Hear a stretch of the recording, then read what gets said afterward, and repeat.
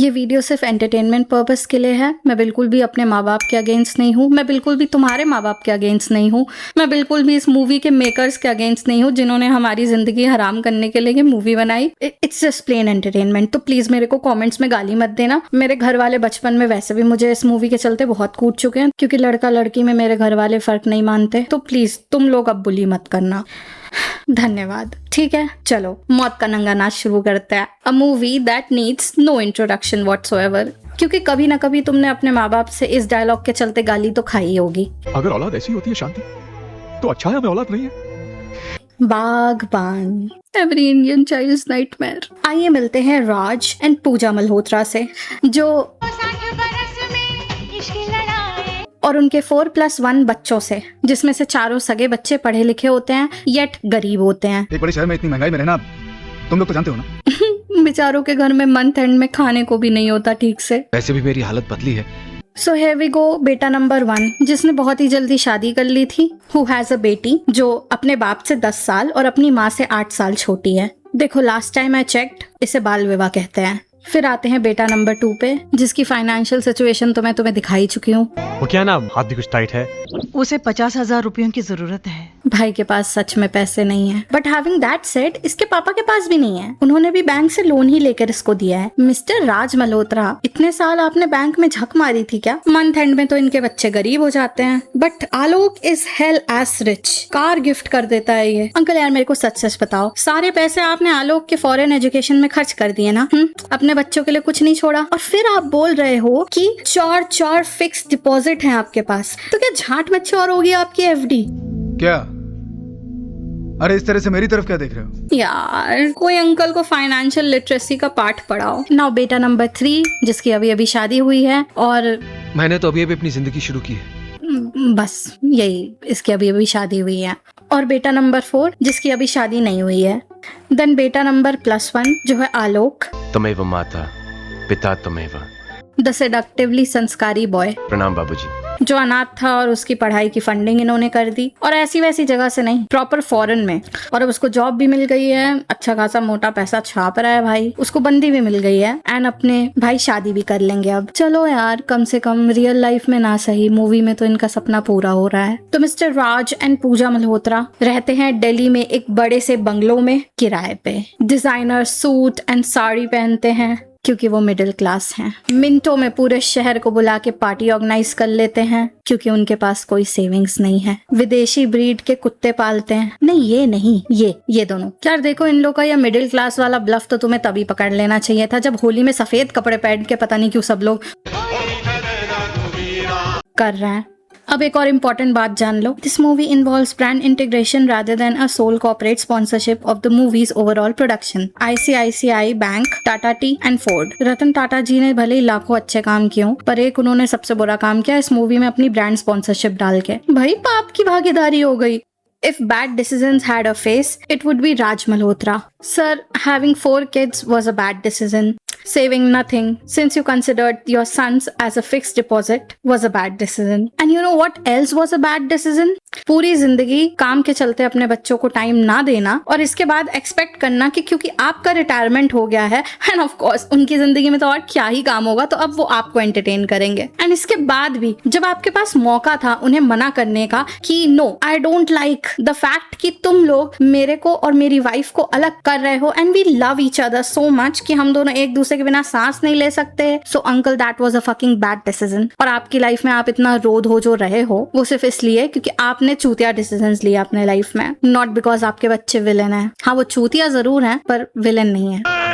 And इस video में हम लोग यही स्टैब्लिश करेंगे। So boys and girls, uncle and aunties, अपनी टाटा टी हाथ में लेके let's understand that why this movie is a propaganda, a family movie that makes you even question having a family. #justice for kids, #once again I repeat, मुझे गाली मत देना। देवियों और सज्जनों, शुरू करते हैं बिना किसी बकचोदी के। तो राज मल्होत्रा जी रिटायर हो रहे होते हैं एंड वो अपने बच्चों को लेटर लिखते हैं asking them to come and do the big फैसला, जिसमें उनके बच्चों को लग रहा होता है कि ग्रेजुएटी का पैसा और ब्ला ब्ला ब्ला ब्ला ब्ला जो भी जितने फंड्स हैं, क्योंकि वो रिटायर हो रहे हैं ना उसके पापा, तो उसके फैसले के लिए उन लोग को बुलाया जा रहा है। पर लिटिल डिड दे नो कि उनके पापा का प्लान तो अपनी फिक्स डिपॉजिट्स के मैच्योरिटी का लुत्फ उठाना था। तो बच्चों को मिनी हार्ट अटैक देने के बाद ये लोग ये कहते हैं कि इनके पास कोई सेविंग्स भी नहीं है और पीएफ, ग्रेजुएटी, ब्ला ब्ला ब्ला ब्ला सारे पैसे तो ये लोग पहले ही अपने बच्चों पे खर्च कर चुके हैं। सो नाउ दे वांट कि उनके बच्चे अब उनका खर्चा उठाएं, जो कि एक बहुत ही सेंसिबल डिमांड है, इसमें कोई गलत चीज नहीं है। इनफैक्ट इनके बच्चे बाद में बोलते भी हैं कि हम लोग पैसा भेजते रहेंगे, जिससे जो मदद होगी हम लोग करते रहेंगे। वैसे भी 4 बेटे थे तो सब लोग थोड़ा थोड़ा करके फाइनेंशियली सपोर्ट कर सकते थे अपने पेरेंट्स को, इतनी कोई बहुत बड़ी बात नहीं थी। बट प्रॉब्लम तब आती है जब राज मल्होत्रा और पूजा मल्होत्रा यही चाहते थे कि अब क्योंकि उनके पास ज्यादा कुछ है नहीं करने को, तो दे वांट कि वो किसी बेटे के घर में जाके परमानेंटली वहीं सेटल हो जाएं, रहें और उन्हें वो प्यार दें जो इतने सालों में वो दे नहीं पाए। तो पहली बात तो यार ये सुनो, प्यार बचपन में लोगों को चाहिए होता है, मैं मानती हूँ, पर उस टाइम पे आप पैसे कमा रहे थे तो आप अपने बच्चों को इतना ज्यादा टाइम और मे बी एफर्ट्स भी नहीं दे पाए। इट्स ओके, ठीक है, नाउ गेट ओवर इट। अब आपके बच्चों के खुद बच्चे हैं, आई डोंट थिंक कि उनको इतना ज्यादा आपका पैम्परिंग की जरूरत है। और प्लस अब उन्होंने अपनी खुद की लाइफ बना ली है, शादीशुदा भी हैं वो लोग। जैसा वो आपका समय था जब आप अपनी फैमिली को ज्यादा टाइम नहीं दे सकते थे, वही सेम टाइम अभी आपके बच्चों का करेंटली चल रहा है। उनकी खुद की फैमिली है, उनकी खुद की जॉब्स हैं, they have bills to pay, they have a future to secure and they have kids to raise. And क्योंकि सारे पैसे तो आपने आलोक की फॉरेन एजुकेशन में लगा दिए, अपने बच्चों पे मुझे नहीं लगता कुछ खास लगाया, क्योंकि इतनी दिहाड़ी मजदूरी करने के बाद भी बेचारों के पास पैसे नहीं बच रहे। एंड इनफैक्ट इनके बच्चे बोलते भी हैं कि पापा इतने खुदगर्ज हैं कि वो कभी हेल्प नहीं लेंगे सामने से। मीनिंग कि अगर राज मल्होत्रा और पूजा मल्होत्रा इसी घर में रहें और बाकी बच्चे अपनी लाइफ नॉर्मली जिए जैसे वो जी रहे हैं अभी, और जिससे जो फाइनेंशियल हेल्प बने वो करता जाए, पर ये भी पॉसिबल नहीं है। क्यों? क्योंकि इन लोगों को ये गवारा ही नहीं है। अमेजिंग। तो इस उम्मीद में कि इनके माँ बाप मना कर देंगे, इनके बच्चे प्लानिंग प्लॉटिंग करके उनको बोलते हैं कि मम्मी बड़े वाले बेटे के साथ रहेंगी और पापा सेकंड नंबर वाले बेटे के साथ रहेंगे और हर 6 महीनों पे रोटेशन सिस्टम होगा, सो दैट अल्टीमेटली इन लोग के पेरेंट्स मना कर दे और कह दे नहीं नहीं हम लोग अलग नहीं होंगे, हम लोग साथ में रहेंगे और बात यहीं रफा दफा हो जाए। पर ये लोग अलग प्लॉट ट्विस्ट खेलते हैं, ये लोग मान जाते हैं। और इस पे पूजा मल्होत्रा का ये कहना है कि इनके बच्चे पूरी जिंदगी माँ बाप के प्यार को तरसे हैं और अब फाइनली उन्होंने ये प्यार पाने का एक रास्ता निकाला है, तो आप मना मत कीजिए, आपको मेरी कसम। And Raj Malhotra being wife पगलू, वो मान जाता है, वो बोलता है ठीक है मैं तुमसे तुम्हारे फॉर कसम सेक मैं तुमसे दूर रह लूंगा, पर मैं तुम्हारी कसम तो नहीं तोड़ सकता। राइट चुतियापा बेंचो। एंड देन पूजा मल्होत्रा अपने बड़े बेटे के साथ और राज मल्होत्रा अपने सेकंड नंबर वाले बेटे के साथ चले जाते हैं और उनके जो डॉगी थे उनको उनका बैचलर बेटा सबसे छोटा वाला ले जाता है, सेइंग कि इन दोनों को मैं अलग होते नहीं देख सकता। अबे तो अपने माँ बाप को भी मत करना। जैसे मैंने बोला ना, बच्चे चूतिया जरूर हैं, क्रिमिनल नहीं है पर चूतिया जरूर हैं। तो भाई ये लोग ले जाते हैं और बस इनका प्रताड़ित होना शुरू। और इस मूवी में फ्रॉम नाउ ऑनवर्ड्स 4 आंसू और सैड बीजीएम कंपलसरी है हर सीन में।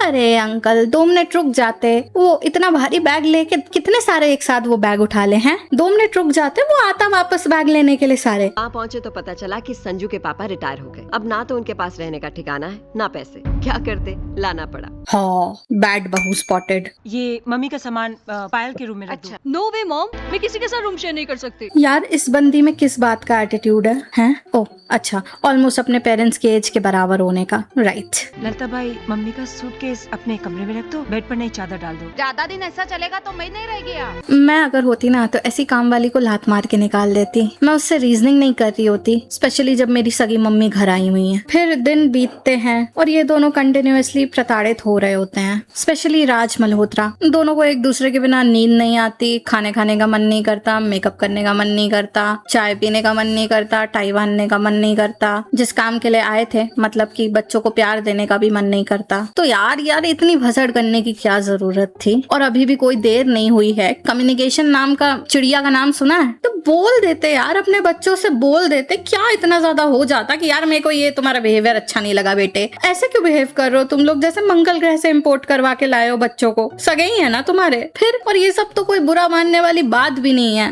पापा जी यहाँ संजू बैठते हैं, आप वहाँ बैठिए ना। आप अपने घर में हेड ऑफ द फैमिली हो और आप अपने बेटे के घर में आ रहे हो, तो उसकी वाइफ के लिए, उसके बच्चों के लिए तो वही हेड ऑफ द फैमिली होगा ना। और देखिए यहाँ पे मुझे थोड़ी सी पेट्रियार्की की बू आने लगी। आप तो सारा दिन घर पर है ना, आराम से पढ़ लीजिएगा। और मिस्टर राज मल्होत्रा, आपकी बहू ने गलत क्या बोला? आप तो घर पे ही हो ना, तो दिन में कभी भी न्यूज़पेपर पढ़ लेना यार। अभी संजू को दे दो। Good night. अरे बेटे जरा ये फोन करना चाह रहा है तुम्हारी माँ से बात करने के लिए। और एक बात बताओ, आपने आलोक को तो पट्ट से फोन मिला दिया था, अपनी वाइफ को नहीं मिला पा रहे बिना अपने बेटे के असिस्टेंस के? या सीन ही क्रिएट करना है सिर्फ आधी रात को, वो भी? और वैसे तो अपने बच्चों को आप अपने हाथों से चिट्ठी लिखते हो, फिर आधी रात को आपको टाइपराइटर क्यों यूज करना है? डायरी में लिख लो प्लीज। ये पापा जी ने नया तरीका ढूंढा डिस्टर्ब करने का। जाओ ठक ठक बंद कराओ प्लीज। बताओ क्या गलत बोल रहा है इनका लड़का। और वहाँ पूजा मल्होत्रा की भी कुछ सेम ही हालत थी। पर यार वैसे देखा जाए पूजा मल्होत्रा इतनी ज्यादा प्रॉब्लमेटिक थी नहीं। फील्स लाइक कि उसे इतनी आदत हो चुकी है अपने पति के पीछे पीछे घूमने की, घर के सारे काम करने की, and all she has ever been to her children is kind, loving, caring. तो यार जब उनका बेटा, बहू और स्पेशली ये ग्रैंड डॉटर, जो कि लास्ट में हृदय परिवर्तन हो जाता है, बट स्टिल ये लोग स्टार्टिंग में उनको बहुत ही खराब तरह से ट्रीट कर रहे होते हैं। कुछ भी कहो यार, सास तो वो अच्छी हैं। मार्केट में ऐसी सास अभी भी हैं, क्योंकि मुझे भी चाहिए। A few moments later. Wait, एक बात कहूँ, तुम्हें इन चीजों का ख्याल होना चाहिए कि तुम्हारी पत्नी कहाँ है, तुम्हारी बेटी कहाँ है। हे भगवान, तुम्हारे पापा ने हमेशा परिवार पर कंट्रोल रखा और वो तुम रख सकते हो। भगवान मेरी एप्लीकेशन कैंसिल कर दीजिए। नहीं चाहिए मुझे पूजा जैसी सास। और हाँ, मीनवाइल राज मल्होत्रा नए गुज्जू फ्रेंड्स बना लेता है, जिनका म्यूजिक कैफे होता है। और अपेरेंटली वो लोग राज मल्होत्रा को अकाउंट्स डिपार्टमेंट देखने के लिए रख लेते हैं। मतलब डिपार्टमेंट तो क्या ही, दुकान का खाता देखने के लिए रख लेते हैं। एंड क्योंकि सैडेस्ट राज मल्होत्रा के खुद के सगे बच्चे उसे टाइपराइटर पे रात को उन्हें डिस्टर्ब करने नहीं देते, तो वो कैफे जाके टाइपिंग करते हैं। And now you must be thinking कि टाइप कर क्या रहा है बंदा। तो यार देखो, कभी तो अपनी बीवी को लेटर्स और कभी खुद की लाइफ की स्टोरी यानी ऑटोबायोग्राफी। क्योंकि ये जो गुज्जू कपल होते हैं, इनको लगता है कि वाओ यार आप लोग की लव स्टोरी तो एकदम किडनी और लंग्स टचिंग है, इसलिए आपको तो एक किताब लिखनी चाहिए, मस्त नॉवल छापेंगे हम लोग। क्योंकि obviously out of everyone in this world हमें राज मल्होत्रा और पूजा मल्होत्रा की संघर्ष और प्रेम की कहानी ही तो सुननी है। वो प्यार जो बेवजह के चुतियापे के वजह से एक दूसरे से दूर रह रहा है। And it has been 40 years of happily married life. But नहीं यार, अगर मजाक से हट के बात करें तो 40 साल बहुत होते हैं। और अगर आप एक ही इंसान के साथ बिता रहे हो, एंड जैसे इस मूवी में दिखाया गया है, ये कपल राज मल्होत्रा और पूजा काफी ज्यादा एक दूसरे में इन्वॉल्व थे इन अ वेरी गुड सेंस। भले ही मूवी के चलते हम लोग इनके कैरेक्टर्स को रोस्ट कर रहे हैं, बट फैक्ट तो ये है कि अगर सच में आपका लाइफ पार्टनर ऐसा है जो शादी के इतने साल बाद भी आपको वही इंपॉर्टेंस देता है, उसकी लाइफ में आप उसका one and only favourite person हो, और वो हर दिन आपको ये बात याद दिलाने से कतराता नहीं है, then this should be considered as a very healthy relationship. और भाई बच्चों का पता नहीं, पर मैरिड लाइफ तो राज और पूजा मल्होत्रा जैसी होनी चाहिए। बट नहीं, अपनी लव स्टोरी से इंस्पिरेशन लेने के लिए ये किताब नहीं लिख रहे थे ये भाई साहब, ये अपने बच्चों के गांड मारने के लिए ये किताब लिखी जा रही थी, ताकि पूरी दुनिया को पता चल सके कि इनके बच्चे कितने निकम्मे हैं। अंकल, आपने कभी ये नहीं सोचा कि आप पे भी उंगलियां उठेंगी कि जो 4 बच्चे आपके साथ रह रहे हैं, आपने उनकी परवरिश की, वो कुत्ते निकल गए, और एक जिसे आपने गोद लिया, और लिया भी नहीं, कौन सा वो आपके घर में रहता था, बस उसकी पढ़ाई की फंडिंग आप कर देते थे, वो बड़ा सही निकल गया। उसने शादी भी ऐसी लड़की से की जो एकदम मतलब क्या बोले, एकदम अच्छी है, और आपने अरेंज मैरिज करवा के अपने बच्चों के जो बीवियां लाए वो आप ही को गाली देती है at the end of the day. तो इस बारे में मैं क्या बोलूं? डोंट यू थिंक कि you are the problem? Maybe ironic यार, आयरॉनिक। तो यार राज और पूजा का चल रहा होता है, हम एक दूसरे के बिना रह नहीं सकते, ये दूरी अब सह नहीं सकते, पर अपने बच्चों से कह भी नहीं सकते। मैं यहाँ तू वहाँ, जिंदगी है कहाँ। और एक सेकेंड यार रुको, I just cannot concentrate. Aunty पहले तो यार मेकअप रिमूव करके सोया करो। And then for some reason Raj Malhotra का चश्मा टूट जाता है, और कैफे में खाने के लिए, इधर उधर तफरी करने के लिए इनके पास पैसे हैं, पर अपना खुद का चश्मा बनाने के लिए नहीं है, तो वो अपने बेटे से बोलते हैं। एंड क्योंकि महीने का आखिर है तो हाथ भी कुछ टाइट है, तो अब हम लोग को साथ में रोना है, क्योंकि अंकल के साथ बहुत बड़ा टॉर्चर हो रहा है। चलो साथ में रोते हैं।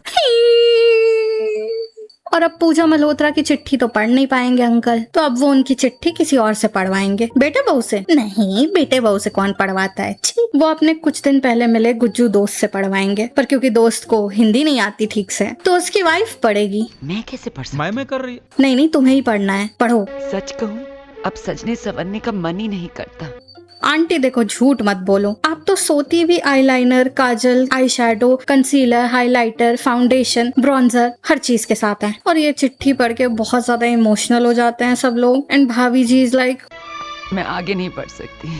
मीनवाइल पूजा मल्होत्रा को भी बहुत ज्यादा प्रताड़ित किया जा रहा होता है, क्योंकि वो चाहती थी उनका बेटा भी अपने पापा की तरह ही करे, अपनी वाइफ और बेटी को कंट्रोल में रखे। अच्छा वो इन दोनों के 4 बेटे हैं, कोई बेटी नहीं है, वरना आई कैन ओनली इमेजिन कि कितना जीना हराम कर देते उसका। जिस हिसाब से पेट्रियार्कल माइंडसेट को डिसिप्लिन के नाम पे इतना मस्त तरह से डिस्गाइज किया गया है ना, मुझे सीरियसली जानना है कि अगर मूवी में कोई इनकी बेटी भी होती तो वो उसको कैसे ट्रीट करते, और उसके लिए कौन से डिसिप्लिन के नाम पे रूल्स रखते ये लोग। और हाँ, उस बंदी से क्या एक्सपेक्टेशन होती इनकी, क्योंकि आई अंडरस्टैंड कि यहाँ पे रिमी का कैरेक्टर जो था वो एक बहुत ही खराब बंदे को डेट कर रही थी, और उसकी दादी ये चीज देख भी लेती है, क्योंकि वो बंदा जब उसको पिक एंड ड्रॉप करने आता है तो रिमी के पीछे पलटते ही वो दूसरी लड़कियों को चेकआउट कर रहा होता है और उन्हें इन्वाइट कर रहा होता है। बट रिमी वैसे भी नक्चड़ी होती है, तो वो ना अपने पेरेंट्स की बात सुनती है और ना ही अपनी दादी की बात सुनती है। बट देन वैलेंटाइंस डे पे रिमी का बॉयफ्रेंड उसका रेप करने की कोशिश करता है, और तब पूजा मल्होत्रा AKA दादी उसको बचा लेती हैं और फिर महान बनते हुए अपने बहू बेटे के सामने बोल देती हैं कि मुझे वैलेंटाइंस डे के दिन घूमी करनी थी, इसलिए मैं रिमी को लेके गई। वो तो बोल रही थी कि जल्दी घर चलते हैं। सो अब रिमी दादी के साइड हो गई है और अपने माँ बाप से नफरत करती है। Meanwhile Raj Malhotra is doing चली फिर चली विद अपनी उम्र के आधे से आधे बच्चों के साथ। एंड देन वैलेंटाइन से सीधे करवा चौथ आ जाता है। और एक सेकेंड,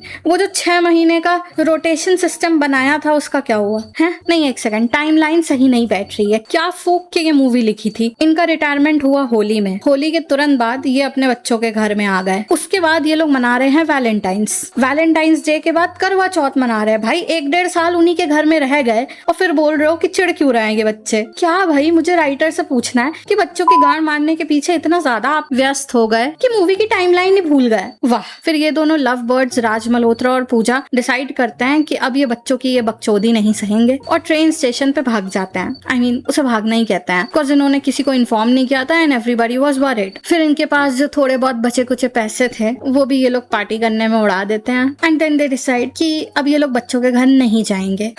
मैंने पहले ही बोला था। फिर ये लोग आइसक्रीम खाते खाते एक कार देख रहे होते हैं और ये बोल रहे होते हैं कि हमारा भी एक सपना था, हमारी भी एक छोटी सी प्यारी सी कार हो।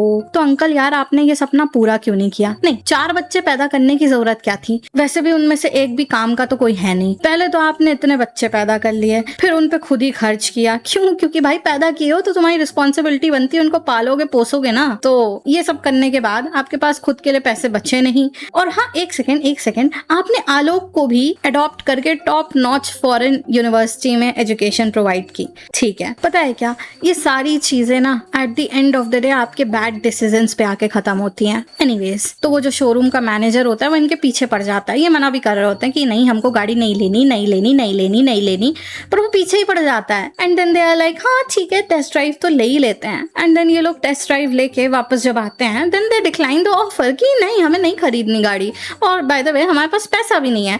तो वो जो मैनेजर होता है उनको धक्का मार देता है एंड वो जाके सीधे आलोक की बाहों में गिरते हैं और आलोक खूब पिलता है मैनेजर को। और इसके बाद वो राज और पूजा के चरणों में बिछ जाता है, उन्हें घर ले जाता है। और अर्पिता वेट कर रही होती है उन लोग के अंदर, लाइक कि आप कहाँ चले गए थे? मैं आपके घर भी गया, आपने कभी बताया भी नहीं कि आप कहाँ जा रहे हो, जो कि एक बहुत ही इंपॉर्टेंट बात पे प्रकाश डालता है कि एक्चुअल में उन्हें झांट फर्क नहीं पड़ता था आलोक से, वरना एटलीस्ट उसे इन्फॉर्म तो कर देते कि हम अपने बच्चों के साथ रहने जा रहे हैं, हमने घर वाला छोड़ दिया है। पर नहीं, कुछ भी नहीं बताते वो उसको। और ये चोमू इन लोग की पूजा करता है भगवान के बगल में उनकी फोटो रख के। वाह। And then as I said, Alok बहुत ही ज्यादा संस्कारी, अल्ट्रा प्रो मैक्सिंग होता है, and that is what Raj and Pooja wants. And भाई साहब अमीर भी बहुत ज्यादा ज्यादा होते हैं। I mean, वही गाड़ी जिसकी टेस्ट ड्राइव ली थी इन लोगों ने, भाई साहब उसी को अपने माँ बाबू जी को गिफ्ट कर देते हैं एंड दे आर इम्प्रेस्ड। तो नाउ दे डिसाइड कि अब ये हमेशा इनके साथ नहीं रहेंगे। तो अब ये लोग जाते हैं इनके पुराने वाले घर, और इनका जो मकान मालिक था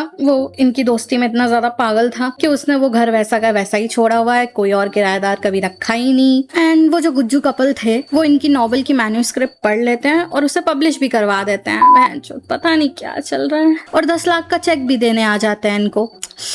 हे भगवान। और इनके दोनों कुत्ते भी भाग के वापस इनके घर आ जाते हैं। और अब एक बहुत ही बड़ी सी पार्टी ऑर्गेनाइज होती है क्योंकि इनकी किताब एकदम लाखों में खेल रही होती है। रियलिटी में कोई बुक लिखने जाए उसे कुत्ता भी नहीं पूछेगा, पर नहीं, इनकी लाइफ स्टोरी जो कि इन्होंने फिक्शनल कह के बागवान नाम की किताब में छाप दी, उसको सब लोग पढ़ रहे होते हैं और वो फॉरेन में ट्रेंड कर रही होती है। लिमिटेड एडिशन क्या बोलते हैं उसको, बेस्ट सेलर बन गई होती है। एंड देन इनके चारों बच्चे और इनकी फैमिली भी आती है उसी पार्टी में, बट ये लोग उन्हें पूछते भी नहीं है। In fact they are just like Alok Alok आलोक।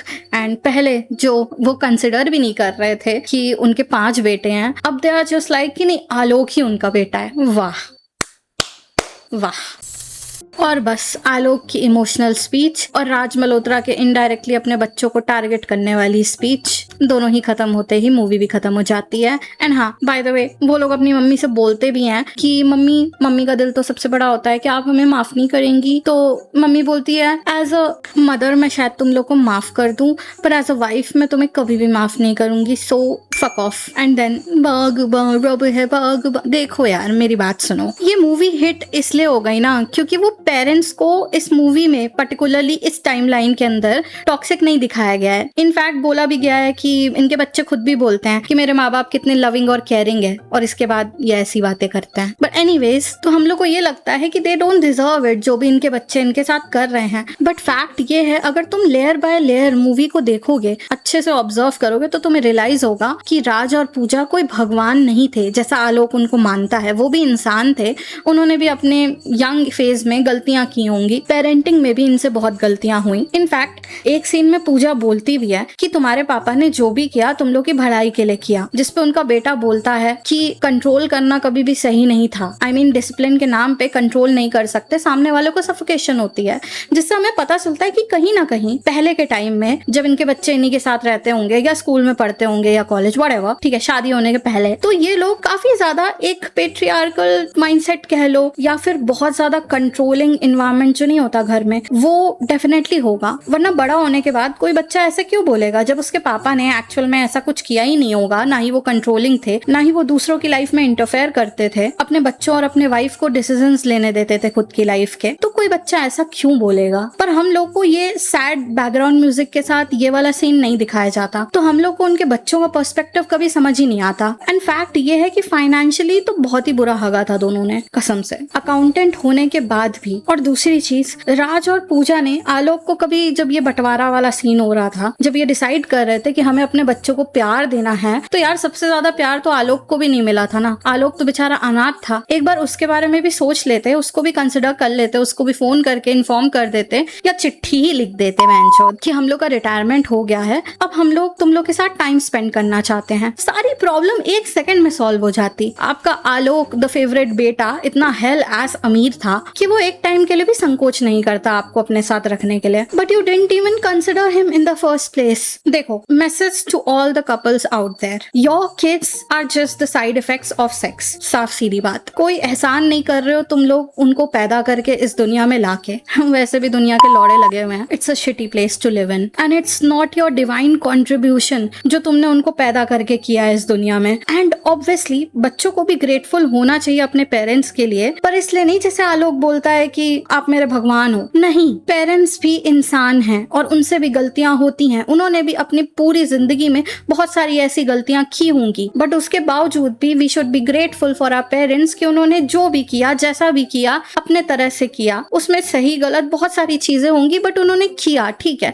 वो उनकी रिस्पॉन्सिबिलिटी ड्यूटी थी। But at the same time हम लोग एज अ चाइल्ड, हमारी रिस्पॉन्सिबिलिटी है कि हम लोग भी ग्रेटफुल रहे उन्होंने जो भी किया उसके लिए, because as human beings we have to be considerate and compassionate about other people. That is the core of being born as a homo sapien. ना कि इसलिए कि पेरेंट्स ने हमें पैदा करके हम पे कोई एहसान किया है, हमें इस झांटू से दुनिया में ला के कोई डिवाइन पर्पस फुलफिल कर दिया है, नहीं। उन्होंने जो कुछ भी किया अपने लिए किया। इसलिए क्या? Because they wanted to bring a child in to this world. इसलिए नहीं कि तुमने उनसे रिक्वेस्ट की थी कि देखो मुझे पैदा कर दो, नहीं। कुछ लोग बच्चे पैदा बुढ़ापे के सहारे के लिए करते हैं, जैसे कि इस मूवी में दिखाया गया है। कुछ लोग बोरियत के चलते बच्चे पैदा करते हैं क्योंकि उनकी लाइफ में कुछ खास और करने के लिए है नहीं। कुछ लोग समाज के चलते ऐसा करते हैं कि लोग क्या कहेंगे, अरे शादी को इतना टाइम हो गया अभी तक बच्चा नहीं हुआ, ये वो ब्ला ब्ला। और कुछ लोग लिटरली सिर्फ इसलिए बच्चे पैदा करते हैं because they were having sex and eventually they got pregnant, but हिम्मत तो थी नहीं उनमें अबॉर्ट करने की। और हाँ, जो लोग भी बोलते हैं ना मेरे बच्चे मेरे सपने पूरे करेंगे क्योंकि मैं अपनी जिंदगी में नहीं कर पाया, मैंने सैक्रिफाइसेस किए। पहली चीज तो आपको बच्चे पैदा करने के लिए कोई नहीं बोला था, बच्चे ने तो बिल्कुल भी नहीं। आप उसको खुद दुनिया में लाए, फिर खुद से उसके लिए सैक्रिफाइसेस किए क्योंकि आपकी खुद की फाइनेंशियल कंडीशन सही नहीं थी, which is again I am sorry to say this but your fault. ऐसा फॉल्ट भी नहीं बोल सकते, बट हाँ, अगर आपकी फाइनेंशियल सिचुएशन खराब थी तो आपको इतने बच्चे नहीं करने चाहिए जितने आप अफोर्ड नहीं कर पाओ। और जब आप उनको दुनिया में लाए हो तो आपको एक बेटर लाइफस्टाइल उन्हें प्रोवाइड करना है। आप नहीं करोगे तो कौन करेगा? पड़ोसी। और अब जब आप अपनी लाइफ में कुछ अचीव नहीं कर पाए हो और टाइम भी निकल चुका है तो आपने एक प्लान बी रख लिया, मतलब बच्चा पैदा कर लिया ताकि आपका सपना वो कंटिन्यूएशन में पूरा करे। वाह शैम्पी वाह, बस यार हो गया, I am done. If you like the video, you know the drill. Bye bye.